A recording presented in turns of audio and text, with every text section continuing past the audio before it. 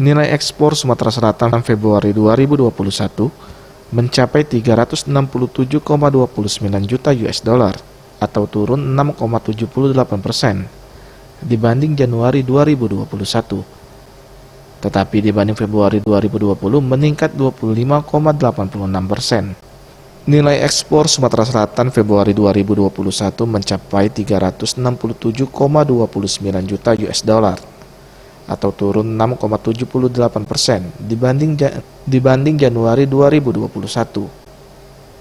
Namun Februari 2020 meningkat 25,86%. Ekspor non-migas Februari 2021 mencapai 354,75 juta US dollar, turun 8,36% dibanding Januari 2021.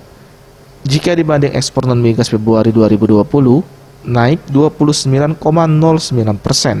sedangkan ekspor migas Februari 2021 mencapai 12,54 juta US dollar, naik 82,77% dibanding Januari 2021.